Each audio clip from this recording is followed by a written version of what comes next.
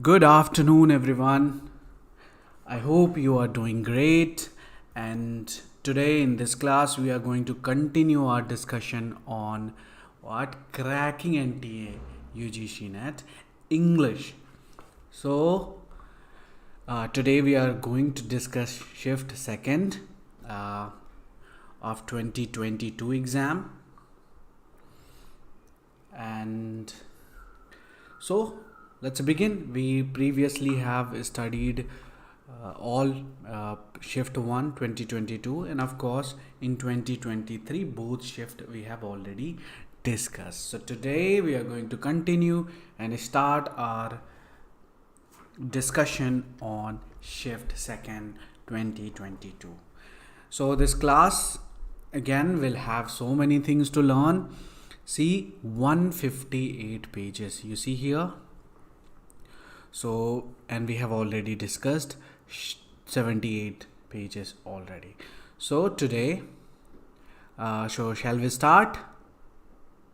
Great. Say start in the chat box quickly, whoever is there. Then we'll just begin.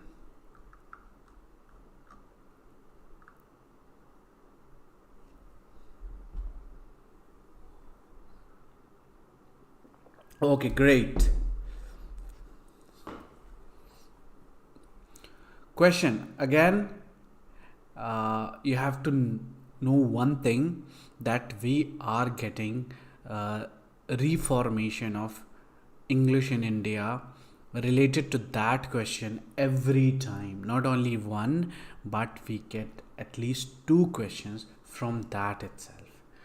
Great, Priya. Priya says start, and we have already started. Anyway, so as I told you, we get at least two questions from what reformation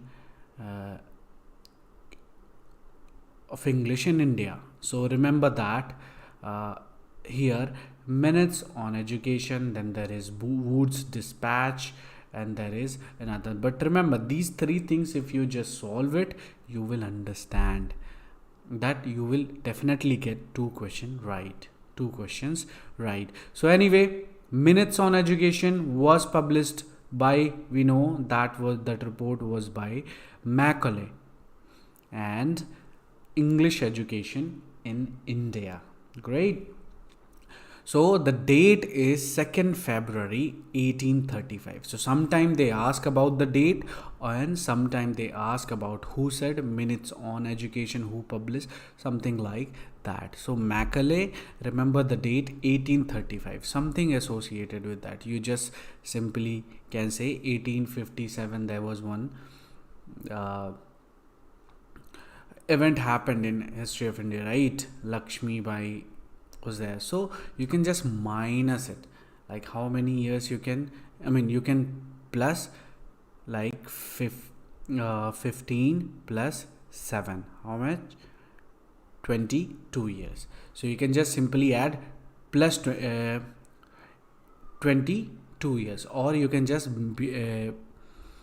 minus from 1857 and 22. You will just remember the date. So you have to find a way to remember this. Got it? And correct explanation is there, of course, about date, and also it is about what we did there.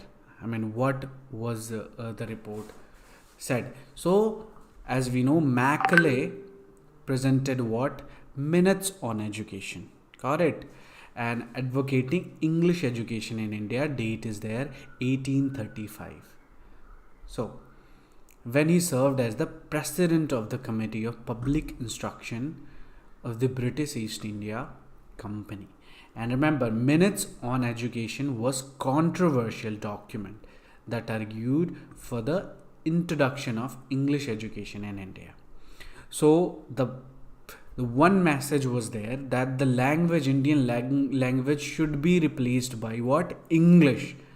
And he said that English education would produce a class of Indian elites who could serve as intermediaries between British colonial rulers and the Indian masses. So remember, what was the purpose?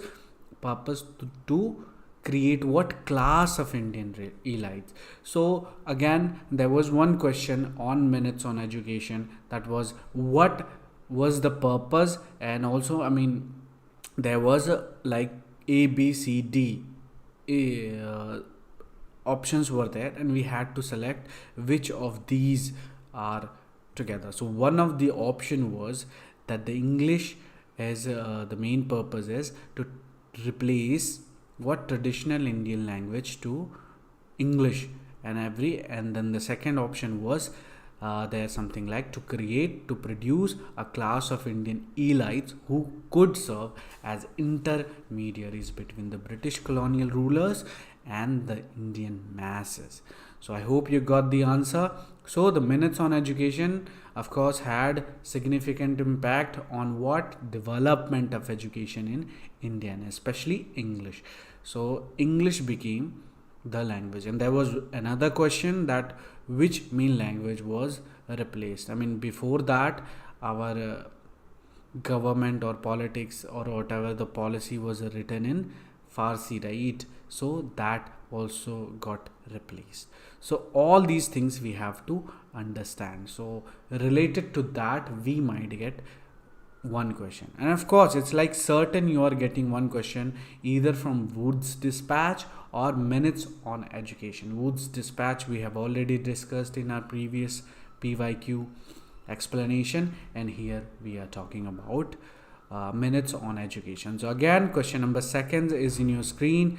I won't show the option because it's quite famous, like this sentence, and you should know about it if you are studying criticism. So it ought to be the first endeavor of writers to distinguish nature from custom, or that which is established because it is right from that which is right only because it is established, that he may neither violate essential principle by a desire of novelty, nor debar himself from the attainment of beauties within his view by a needless fear of breaking rules which no literary dictator had the authority to enact. So this above passage is there that considered to be the death knell. It is actually of the neoclassical criticism. So of course the answer would be somewhere related to that. So can you guess the answer in the chat box?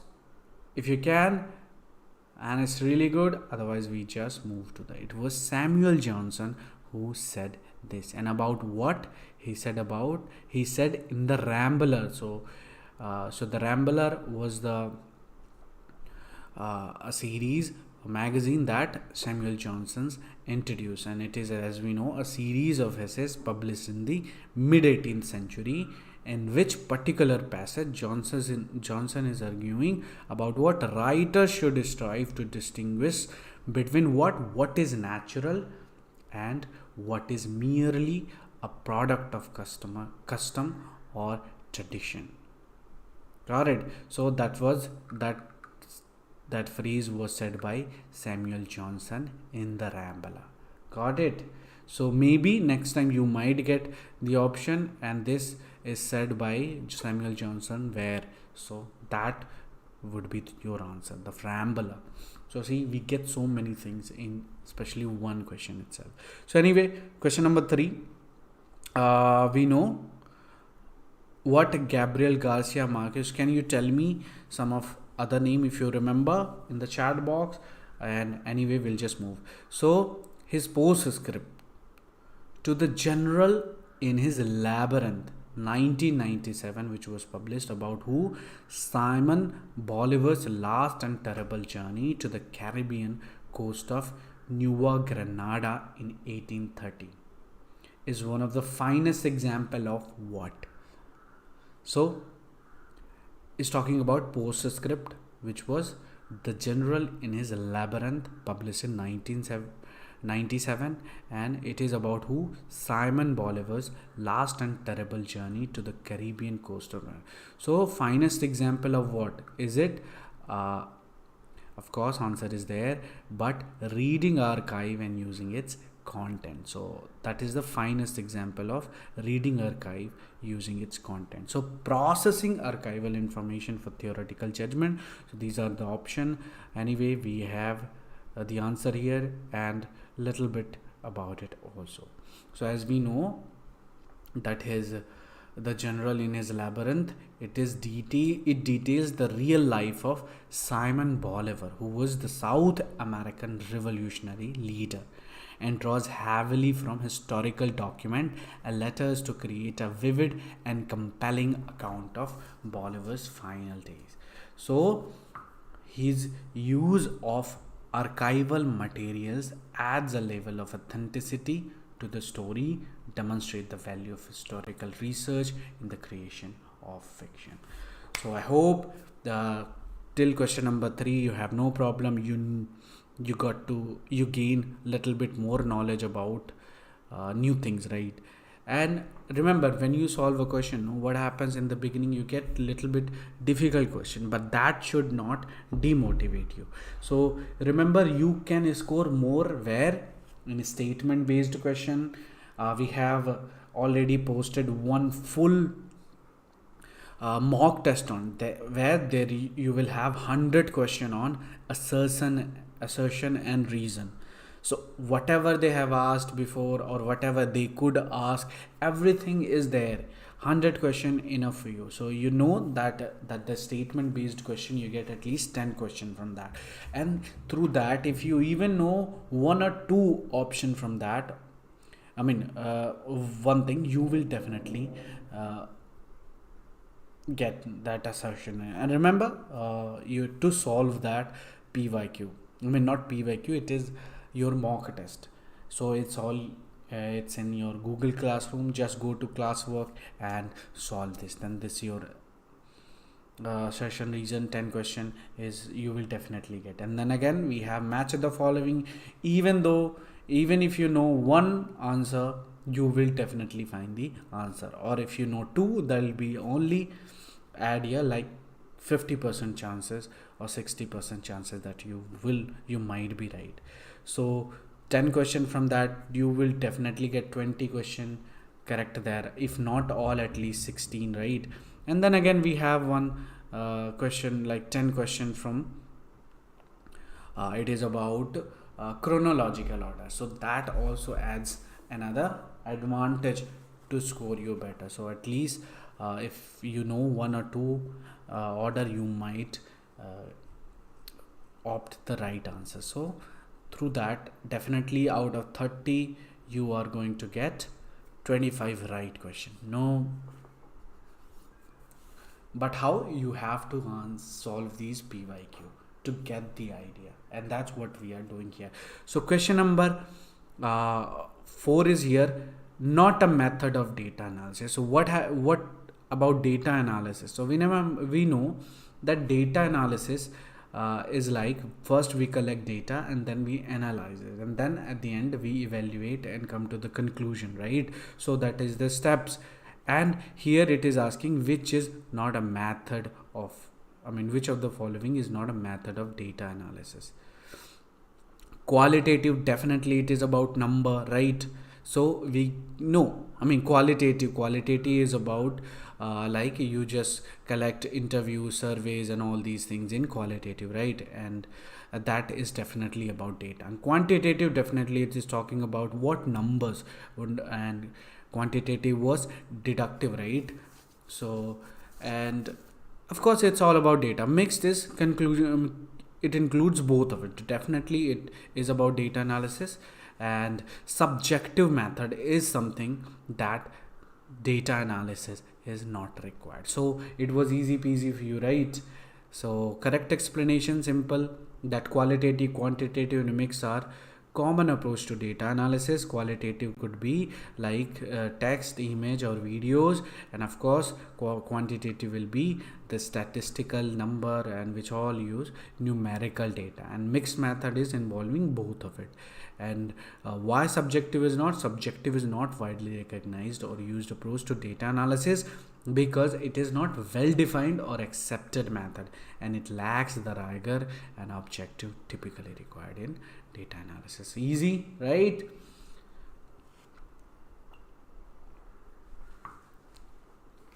Anyway, again we have another question. Just a explanation that we know we have already discussed. Qualitative is about thinking pattern, meaning, text, images, videos, interviews, all this, and it includes what mostly primary and secondary data. And primary data, what we have already discussed in our paper one. Uh, Primary is you go and take interview, that will be your own source. Secondary is like you just get from other resources, like from others interview or others magazine and all. So these are secondary data. So anyway, quantitative is what it is all about, is statistical pattern analysis and numbers, all these things, right? It can include surveys, experiment, statistical and analysis. Mixed is what, both, involving both of it. Got it? And question number 5 is here. Who used the term bowling alone? Bowling alone to describe erosion of community or communities in ties in the United States. So tell me, bowling alone, quite a little bit new for you, right? So it is Robert Putnam, and where we have explanation for it. So Robert Putnam is a political scientists, as we know, who have studied the decline of social capital and community ties in the United States. And of course, he coined the phrase bowling alone, which described the trend of people engaging in individual like bowling rather than participating in social activities that build community and social connection. So that's we have, remember, all these explanation are there if you solve mock test, PYQ, which is in your classroom, and you will find the explanation also. So in order to read thoroughly, you just have to attend the PYQs and you'll be able to find. So great.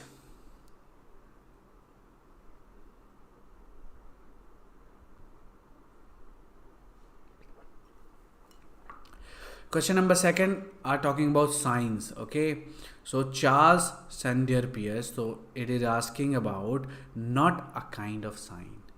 So icon is a sign, right? We see the icons, and like WhatsApp icon, that is your also a sign. So again, index can be a sign, symbol is sign, but visual is not here. So the answer is that. And as we know, Charles Sanders Peirce was an American philosopher, and of course the founder of what, pragmatism.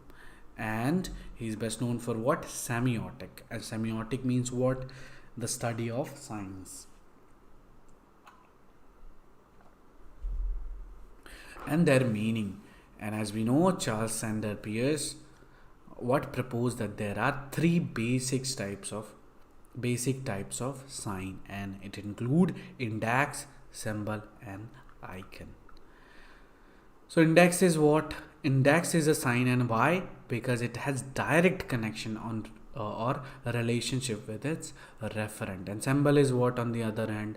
Symbol on the other hand is a sign that has an arbitrary or conventional relationship. Got it?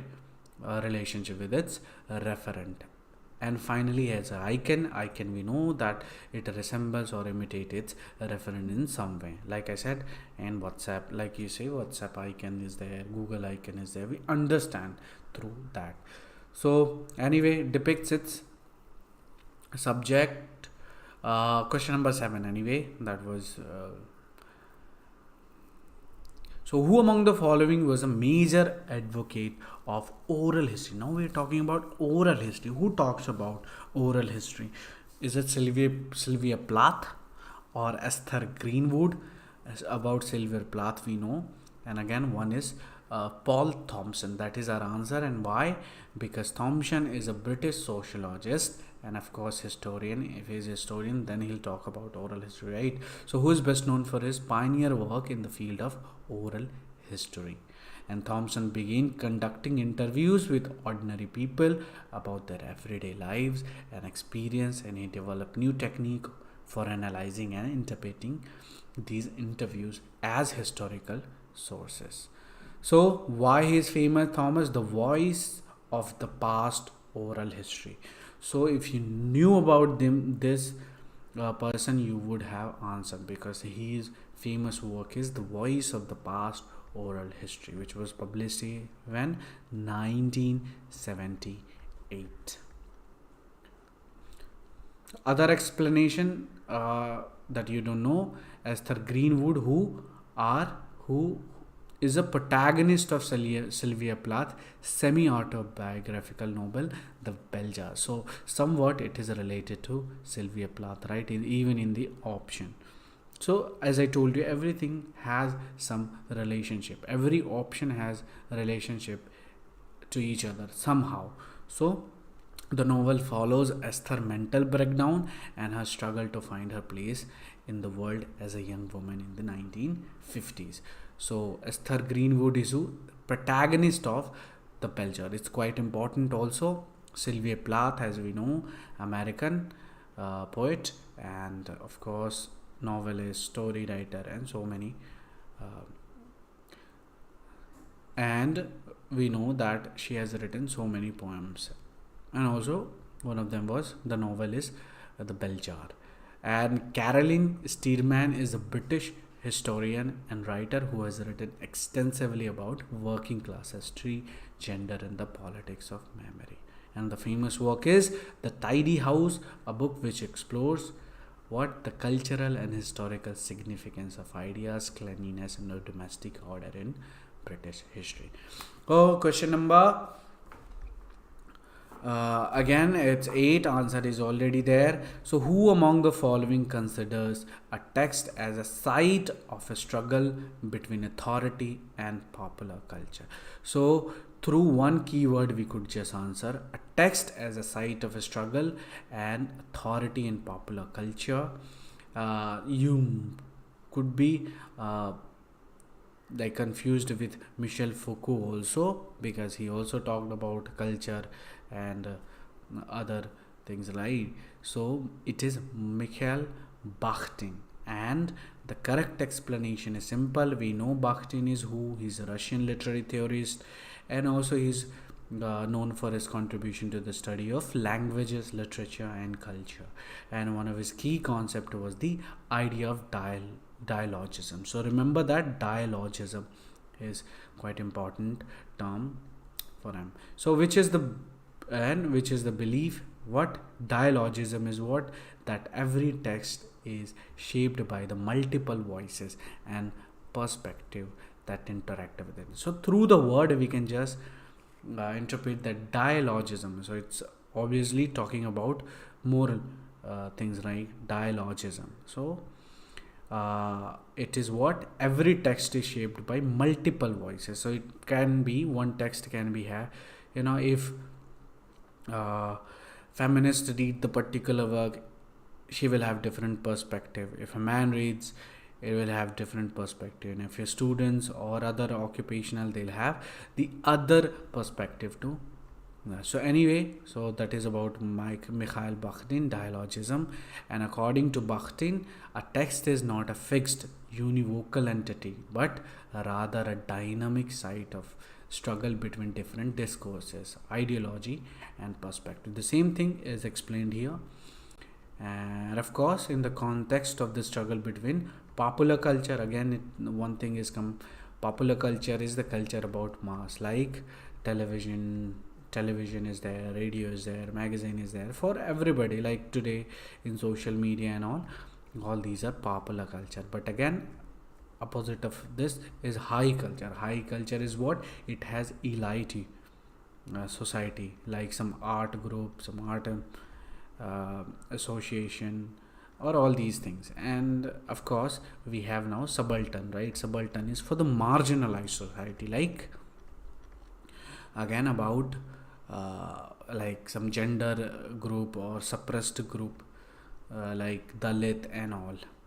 Alright, so that is about. So anyway, a little bit more discussion is there. Question number 9, Hudibras. So Hudibras of Samuel Butler reflect on the revolt against what? You have to answer that. So it was a work against what? Some religion thing, and that is Puritanism. So remember that at that time we had Puritan, we have Protestant, we have Catholic, and Hellenism, Humanism, Anglican. So they are not even close to a Christian thing, right? So Puritanism was our answer, and there is little bit discussion about it. That Hudibras, of course, is by Butler, and it is a satirical. So it satirizes who? Puritan, and poem that reflects on the English Civil War and the Puritan Revolution, which took place in the mid 17th century. And the important character was there, whose name was Sir Hudibras, which is the title character, and as a satirical representation of the Puritan movement, and mocks the religious and political conflict of the time. So I hope you got the answer. Again, Emblem by Francis Quarles is what? A commentary on a volume of biblical illustration, and we have the answer, explanation, and it is a work, of course, by Francis Quarles, and who is English poet and writer who lived in the 17th century. And the work consists of series of illustration, each accompanied by a short poem and a commentary. So emblem, biblical scenes, allegorical figure, and moral lesson. So it has the illustration of all these things. Who among the following is the author of Steel Glass? So Steel Glass is quite famous work, and it is by George Gascoigne. So remember that they have started asking about George. This is the second question that we are facing about George Gascoigne. So remember that these days they are all asking about the contemporary of the major, like the Earl of Surrey and Edmund Spenser. So it was George Gascoigne this time they asked about it. And the Steel Glass is actually the Steel Glass, and it is a poem by George Gascoigne. So it's a poem, 16th century poet, and the poem is satirical work that critique the vanity and greed of the court and aristocracy in Elizabethan England. And it uses the metaphor of glass mirror, which represent the way in which individuals become obsessed with their own reflection and neglect the needs of others. Question number: Sir David Lindsay's satire on the three states is both what? Political and religious. So it's a Scottish play from the 16th century, is both political and religious in nature. And why? The play satirizes corruption and abuses of power in the government, church, and society of the time. And it also addresses religious. So just remember, so Sir David Lindsay's satire of the three state is a Scottish play from the 16th century, and it talks about both political and religious. Who among the following has used the line Shakespearean play Othello to critique racism as one of his play? So it was Derek Elton Walcott, and it was in the poem. And what was the name of the poem? Quite famous, and we have received found the question on Shakespeare Othello about the racism, but these days people are doing thesis on like racism in Shakespeare's play and all these things. So Derek Elton Walcott wrote a poem. As we know, he's a Caribbean poet and also playwright, and he drew upon themes of race, identity, colonialism. So all mostly Caribbean or African, they are all about racism. They talk about identity, colonialism especially. So he was also known for his deep knowledge of engagement with classical literature, including works of William Shakespeare. And it was in the poem Goats and Monkeys. So remember that in first shift they ask about goats and monkey. In this shift they ask about the poem. the inspiration about Othello's. So he has referred to Othello's dilemma in Shakespeare's play. So the poem reads like an extended example of Walcott's thesis on historicity and identity. And Othello represents all Africa, the other which both enticing and repulsive, that must remain alien for the social law, halves the world. Walcott employs a racial stereotype in his poem, drawing an out. So it's all about a racism there in the poem, and he took the example of. Oh, again, we have one follow-up question. Can you believe it? The same thing they are asking. Derek Elton Walcott in the poem. The sea is history makes parallel between what? Evaluation of evolution of Christianity and slavery of the black. So remember this. We have follow-up question again, because sometime it happens, sometime especially in criticism cultural, you get follow-up question related to the same. So that way you will, if you don't know the answer of particular thing, you can just judge maybe it is a follow-up question, so that through that you might get the correct, not certain. But again, we're talking about Walcott. The sea is a history, and of course Derek Walcott grew up where? St. Lucia, a former Caribbean colony of France and England. Like the colonial history of Ireland, he had multi-ethnic background. So he was also African, English, Dutch. The sea is history, explored the past and question the validity of the idea that history is the same as tribal memory and only exists when recorded canonically, such as in history. So remember just simply that the sea is a history is by Derek Walcott, and it has the reference to the Bible, history and nature. Walcott writes about 3 linked themes. And question number, elegy written in a country churchyard is written in what? Of course, it's quite famous. It's a quatrains of 10 syllable lines, and it has different word which are stanzas for. So when it's about quatrain, it has 4 stanza lines, and each line of quatrain has 10 syllable, and the rhyme scheme is AB, meaning that the first and third line rhyme each other and the second and fourth line rhyme each other. Simply you understood by quatrain, right? And the elegy written in a country churchyard was by, so this is something that Thomas Gray has written about, and it has he has used the form of quatrains. So remember that, and it is about what the poem is, gives the sense of structure and balance which contribute to its effect, and especially it is a type of poem known as an elegy, which is a mournful and reflective poem that is often written in honor of someone who has died, of course. So Thomas, and it was, remember the date is quite important also, 1751, because this you will get in chronological order type of question. Great. Question number 16. Marge Piercy novel Woman on the Edge of Time. So you see 2020 question second shift was quite difficult. You had new things in,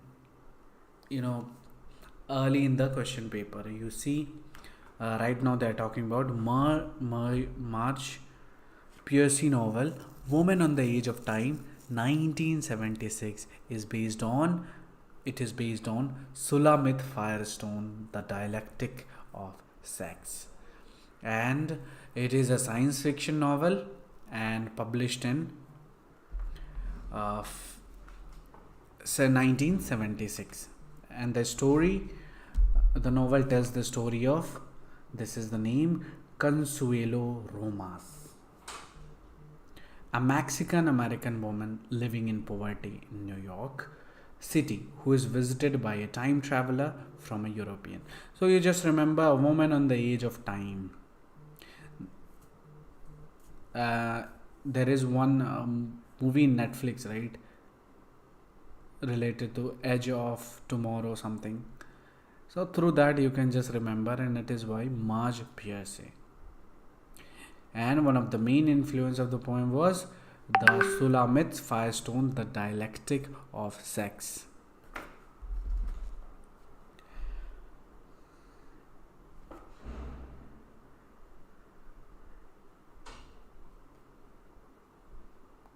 Question number 17 is here, and we are now talking about which among the following is a short story by the Booker Prize winner Geetanjali Sri.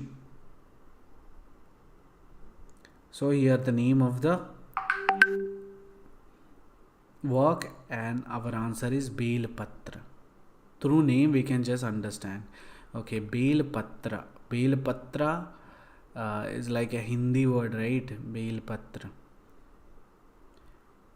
And Geetanjali Sri, also known as Geetanjali Pandey, is an Indian Hindi language novelist and short story writer based in New Delhi. She is the author of several short stories and 5 novels. And her 2000 novel Mai was shortlisted for the Crossword Book Award in 2001. So today recently, they had like Crossword Book Festival once, and I went there, and it's quite good. I think recent they are having everywhere now Crossword Book Festival. Right now it's going on here. I think it's over now, but check nearby. If you're living somewhere near good city, you can just go and check it out. You can just explore the books and all. Through that, there is, like, if you see the name of the books, you'll remember more. If you see the cover, if you hold it, through that, so these only adds on an extra skill to answer the question. Anyway, so Geetanjali Sri wrote what? A short story, and Bel Patra was one of them, and Mai was shortlisted for Crossword Book Award in 2001. So Bel Patra was published in the literary magazine Hands, and was followed by collection of short story Anugunj.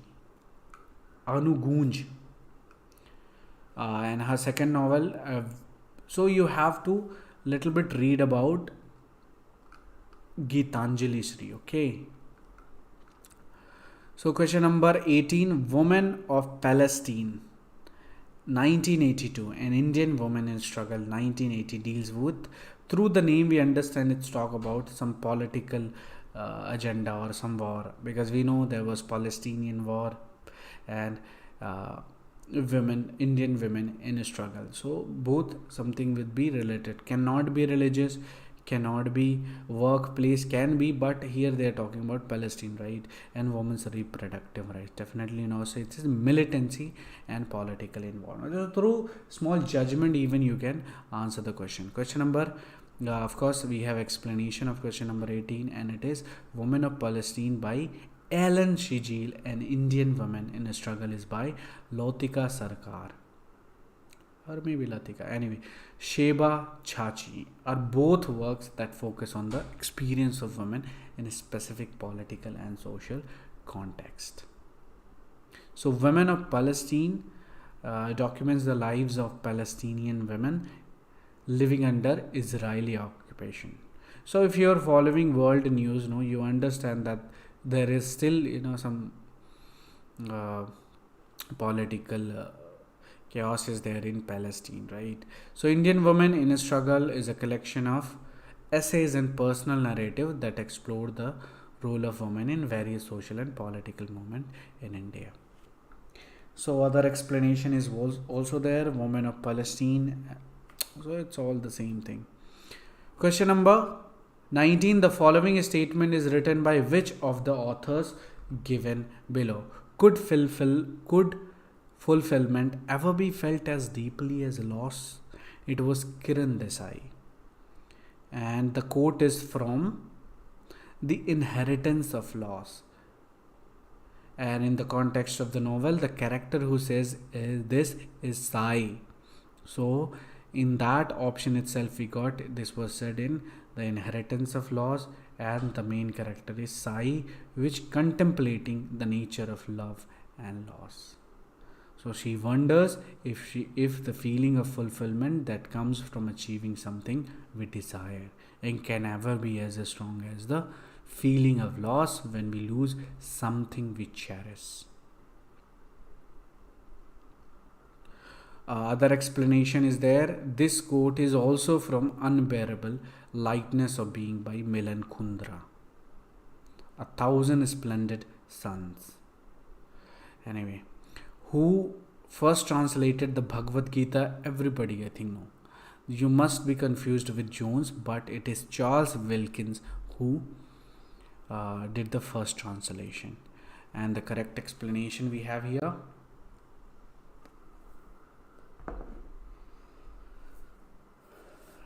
So as we know, Wilkins was the first person to translate the Bhagavad Gita into English, and Wilkins was a typographer and printer with the British East India Company who had learned Sanskrit during his time in India. So tell me, any of you know Sanskrit? So in 1785, he published the first English translation of Bhagavad Gita. So you also have to remember the date, because sometime they'll ask like, who are the translators or Bhagavad Gita chronologically, or the work chronologically. So we have to answer that the first one was Charles Wilkins, and he published the, of course, entitled, what was the title? The Bhagavad Gita, or Dialogue of Krishna and Arjun. And question number 21 is here. Who among the following is exclusively associated with diary writing? So it's like easy for you. Either it'll be Samuel Pepys, or so answer is here Samuel Pepys, right? And a little bit more about Pepys is that we should understand that he started with like 1660, and the some important events were there also. We have here 1660 to 1669, and of course he included English Restoration, Great Plague of London, the Second Dutch War, and the Great Fire of London. And in 2023, they asked related to it that who said that it was the most hilarious, that he has shown ever, most hilarious play that he has ever saw. So it was from one play was there. There was one name of the play that he made the comment on it. I think it was anyway, it's in your previous that class we have taken. No, you can just go and watch it, you will get. Otherwise, of course, it is in 2023 second shift, I guess, so that you have to watch. Opt Vogler is easy, right? Robert Browning, without any question, you must have answered that. So correct explanation of Opt Vogler is that it was, remember that it was published where? Men and Women in 1855 through not particular popular, and Browning married Elizabeth Barrett and took a lengthy hiatus. So anyway, we just have to go with this. So not at least among the poems in dramatic lyrics, though not most either. And what confusing. So anyway, you just remember Opt Vogler is written by Robert Browning, and this explanation you can read in your mock test. So we'll just answer 3 more questions, and then we'll wind up the class, and tomorrow we'll continue and try to finish at least 50 questions. So the predominant emotion running through the poem Christina, again follow-up question by Robert Browning, is that of, so it happens, not at least you'll find like 4 or 5 times there are follow-up question.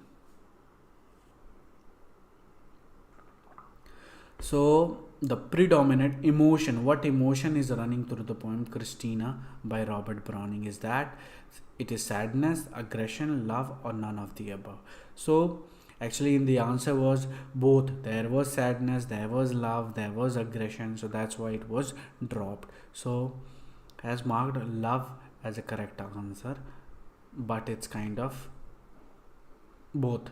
So the predominant emotion running through the poem Christina by Browning is not love but rather grief and mourning. And the poem is like Poigen elegy that Browning wrote in a memory of his wife Elizabeth Barrett Browning. Question number 24, which one is correctly matched? Heathcliff, definitely it is from Wuthering Heights, so it is incorrect. And Fanny Price is from Mansfield Park, right? So it is not. And Joshua Bunderby is from Hard Time, but here we have only one correct, that is Maggie Tulliver, The Mill and the Floss. Explanation: Heathcliff, we know it is from Wuthering Heights by Emily Bronte, published in 1847. So Heathcliff was protagonist, and another heroine was Catherine. And The Mill and the Floss by George Eliot, and it was published in 1860. There was Maggie Tulliver and another was Tom Tulliver. So these two, and there was one Backham something. Anyway, Joshua Bunderby is from Hard Times. Another character was there.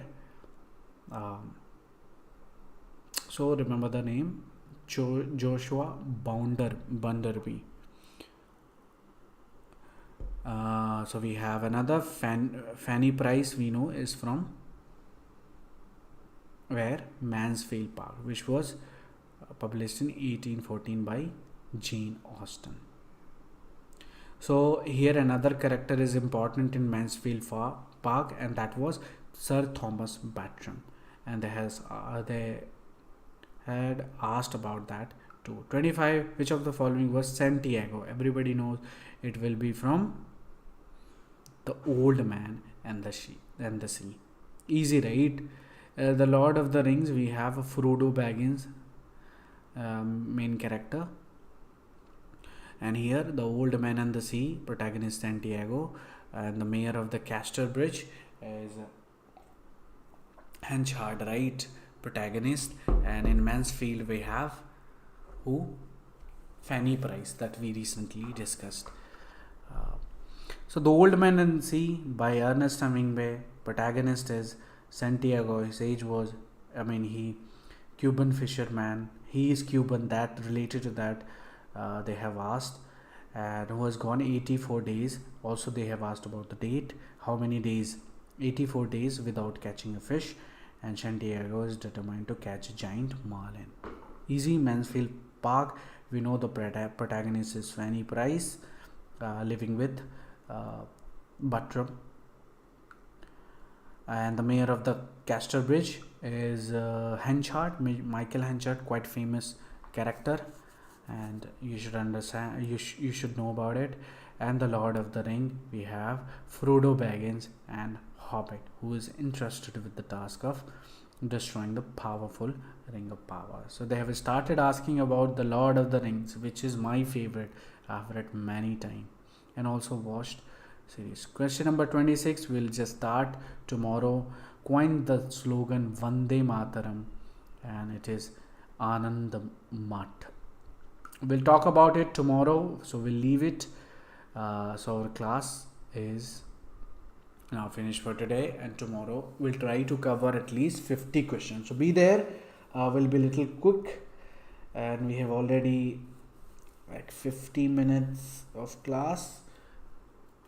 So tomorrow be there, say time and everything will be posted in your WhatsApp group.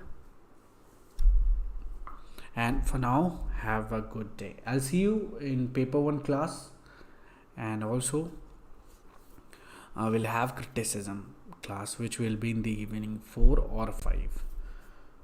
So for now, goodbye. Have a good day.